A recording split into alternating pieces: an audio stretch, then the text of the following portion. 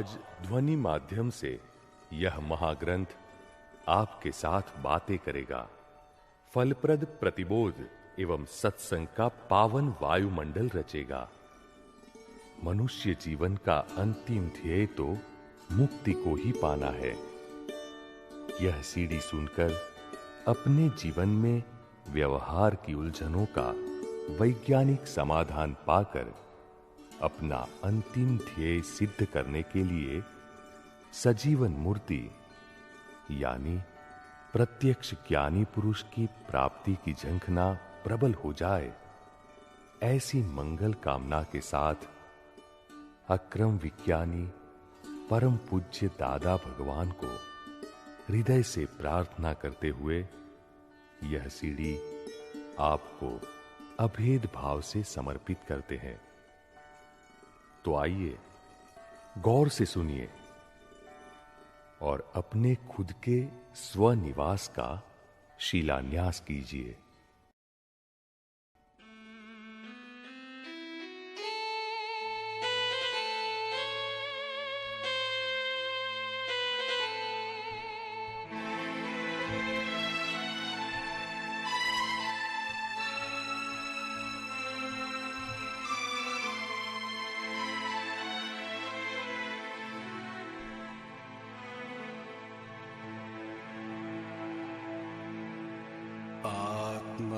स्वरूपे जे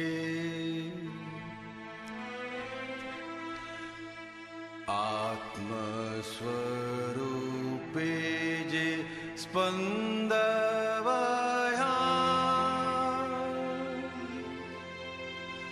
आखा ब्रह्मांडे फैलाई जाए। क्षेत्र रूपे जे कार्य थया सीमित सीमाड़े पर जो देखाय। आत्मस्वरूपे जे स्पंदवया आखा ब्रह्मांडे फैलाई जाए। क्षेत्र रूपे जे कार्य थया सीमित सीमाड़े पर जो देखा।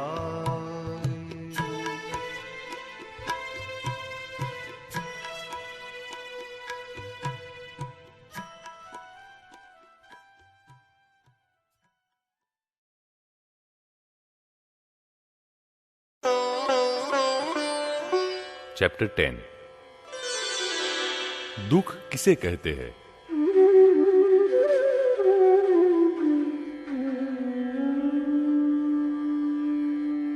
जगत में सभी प्राणी सुख चाहते हैं, लेकिन सुख की परिभाषा क्या है? सुख तो ऐसा होना चाहिए कि जिसके बाद कभी दुख ही ना आए। ऐसा एक भी सुख है इस जगत में? नहीं ना, क्योंकि वास्तव में शाश्वत सुख तो स्वयं के भीतर है। स्वयं ही अनंत सुख के धाम है। फिर भी लोग तो नाशवंत चीजों में सुख को ढूंढने निकले हैं। संसारियों के सुख कैसे है? सर्दियों के दिन छत के मेहमान और कड़ाके की सर्दी की शुरुआत, उसमें भी फिर छोटी रजाई और कद लंबा। सिर ढके तो पैर नंगे, पैर ढके तो सिर नंगा। पूरी रात सिकुड़ सिकुड़ कर निकाले, ऐसे है ये संसार के सुख। वास्तव में इस जगत में दुख जैसी कोई वस्तु ही नहीं है। दुख तो अवस्तु है, कल्पना से खड़ा किया गया है। जलेबी में दुख है ऐसी कल्पना करे तो उसमें दुख लगने लगता है, और सुख की कल्पना करे तो सुख लगने लगता है। अतः यह यथार्थ नहीं है। जिसे सुख कहे वह सुख के रूप में सभी को मान्य होना चाहिए। यूनिवर्सल ट्रूथ, सर्वमान्य सत्य होना चाहिए। यहां तो आपको जिसमें सुख का अनुभव होता है, उसी में दूसरों को अपार दुख लगता है। ऐसा यह जगत है।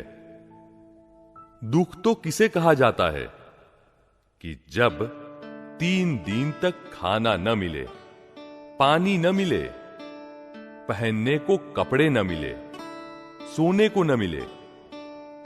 लेकिन यह दूषम मन तो अच्छा भला खाते पीते हुए भी कहीं न कहीं से दुखों को खोज कर उनका स्टॉक करता है। क्या इसे दुख कहेंगे? सही पूछो तो दुख है ही नहीं, मगर अज्ञान से लोगों ने बेकरारी खड़ी की हुई है। दूषम मन के कारण दुख है। यही दूषम मन सूषम हो जाए तो सुख ही सुख है। जिसका इलाज, उपचार हो सकता है, उसे दुख कहते हैं। जिसका उपचार नहीं है, उसे दुख कह ही नहीं सकते। दाढ़ दुखती है तो उसे दुख कहेंगे, क्योंकि उसका उपचार है। लेकिन लड़ाई में अगर एक पैर कट जाए तो वह वापिस नहीं लग सकता, अतः वह दुख नहीं कहलाता। कई बार तो आर्थिक दुख भी वास्तव में दुख नहीं होता। ये तो संयोग है जो बदलते रहते हैं। दिन के बाद रात आती है ना। आज नौकरी नहीं है तो कल नई नौकरी भी लग सकती है। हमें तो बस इतना ही देखना है कि कल की सब्जी के लिए पैसे है या नहीं। 3 प्रकार के दुख है, देह के, मन के और वाणी के। देह के दुखों को कष्ट कहते हैं, जिन्हें प्रत्यक्ष दुख कहते हैं। दाढ़ का दुखना, आंखों का दुखना, पक्षाघात, लकवा मारना, ये सब देह के दुख है। दूसरे है वाणी के दुख, जिन्हें घाव कहा जाता है। हृदय में तीर की भांति वाणी के घाव लग जाए तो फिर वे जल्दी भरते नहीं। और तीसरे है मन के दुख। आत्मज्ञानी को मन के दुख या वाणी के घाव नहीं रहते, मगर देह के दुख तो आएंगे ही, जिनका ज्ञाता दृष्टा पद में रहकर वे संभाव से निकाल निपटारा करते हैं। बाकी के सारे बेकार के दुखों को डिसमिस कर देना चाहिए। इनकम टैक्स ऑफिसर आए और कहे, आप पर इतना टैक्स लगा देंगे, तो उसे व्यवसाय के नाम उधार देना चाहिए। पर ये वाणी के घाव हमें नहीं लगने चाहिए। जो देह को स्पर्श करे वह दुख कहलाता है, लेकिन पहने हुए कपड़ों को स्पर्श करे वह दुख नहीं है। यदि कोई शादी में जा रहे हो और ऊपर से कोई उन पर थूक दे, तो वे कहेंगे, मेरे ऊपर उसने थूका। तब हम कहेंगे, आपकी बात बिल्कुल ठीक है, लेकिन यह आपका दुख नहीं है, क्योंकि थूक तो कपड़ों पर लगी है, आपके शरीर पर नहीं। जबकि दुख तो वही है जो देह को स्पर्श करता है। पत्नी का जो दुख है वह उसका खुद का दुख है। उसे हम अपने मन पर क्यों ले ले? इसे तो ज्ञान से समझना है। एक सज्जन ने कहा, मेरी तो जाति में आबरू चली गई। अरे भाई, यह तो जाति का दुख है, उसमें आप क्यों दुखी हो रहे हैं? बच्चे की अगर अंगुली कट जाए तो वह बच्चे का दुख कहलाएगा, पर यहां तो बाप भी बच्चे का दुख अपने सिर ले लेता है और मां भी यह दुख अपने सिर पर लेती फिरती है। एक गृहस्थ आए थे। वे रोनी सूरत बनाकर कहने लगे, मेरे तो मुसीबत आन पड़ी है। मैंने पूछा, कौन सी मुसीबत? तो वे कहने लगे, मेरी पत्नी को डिलीवरी होने वाली है। अब औरत को प्रसव होना कोई नई बात है, पर यह तो पड़ोस वाली एक औरत डिलीवरी के समय पर मर गई थी, इसलिए ये सज्जन भी मन ही मन घबरा रहे थे कि उनकी बीवी का क्या होगा। ऐसे विचार करने से तो ऐसा न होना हो तो भी हो जाए। विचारों के असर के कारण ही सब कुछ बिगड़ता है। जहां सोच नहीं, वह काम सफल होता है, और जहां ज्यादा सोच, वह काम बिगड़ा ही समझो। कुछ लोग तो कहते हैं, यह औरत मुझे ऐसा कहती है और वे मुझे वैसा कहते हैं, मगर यह दुख शरीर को स्पर्श नहीं करता, इसलिए दुख नहीं कहलाता। ये जो आमंत्रित, इनवाइट किए जाते हैं, उन्हें दुख नहीं कहा जा सकता। ये मां बाप भी कभी कभी बच्चे का पूरा दुख अपने सिर पर ले लेते हैं, तो फिर जब वह बच्चा मर जाता है तब साथ में क्यों नहीं जाते? मगर वहां नहीं जाएंगे। ज्ञानी तो बहुत ही समझदार होते हैं। उन्होंने सभी प्रकार के तारण खोज लिए होते हैं।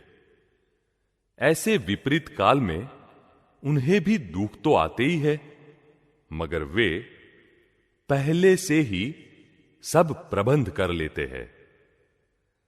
जैसे पोस्ट ऑफिस में सॉर्टिंग के अलग अलग विभाग होते हैं ना, ठीक इसी तरह ज्ञानी भी यह व्यवसाय का डिपार्टमेंट, यह समाज का डिपार्टमेंट, यह ऑफिस का डिपार्टमेंट, ऐसे सब सॉर्टिंग करके आराम की नींद सोते हैं।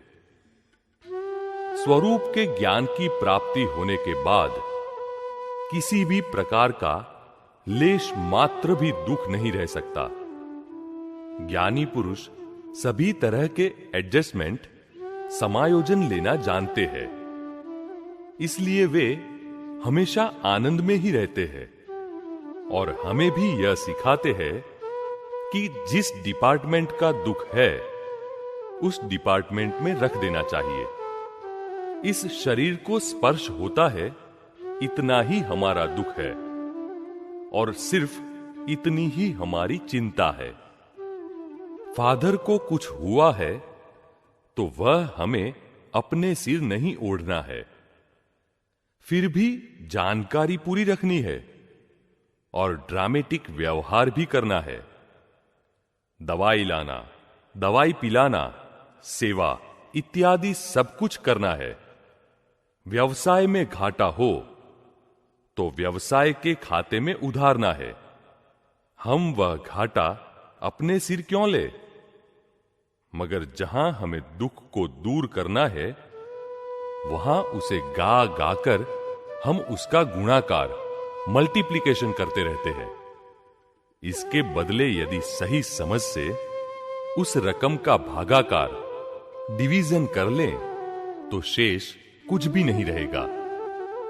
इस तरह ज्ञानी पुरुष से यथार्थ समझ प्राप्त करके संसार के दुखों को हम निशेष करते रहें, तब ही हमारे भीतर जो सुख के भंडार भरे हुए हैं, उसकी अनुभूति, एहसास हम कर पाएंगे। आपको क्या लगता है?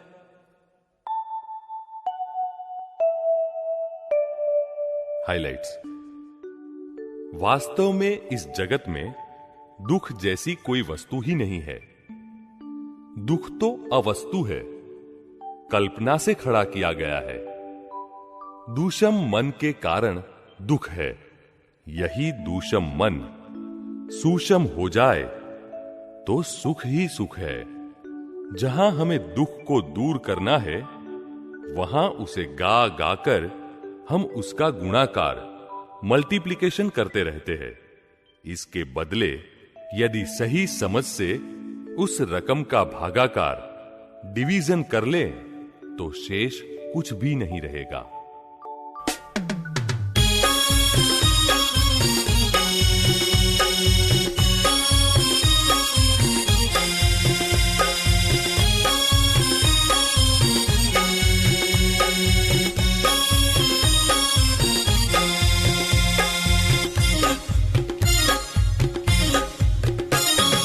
कुल से विरहित होगी समझ, मोक्षानुभूति होगी सहज। कुल से विरहित होगी समझ, मोक्षानुभूति होगी सहज। जागृत केवल आत्मा होगा, स्वयं ही मोक्ष स्वरूप होगा। जागृत केवल आत्मा होगा, स्वयं ही मोक्ष स्वरूप होगा। कुल से विरहित होगी समझ, मोक्षानुभूति होगी सहज। कुल से विरहित होगी समझ, मोक्षानुभूति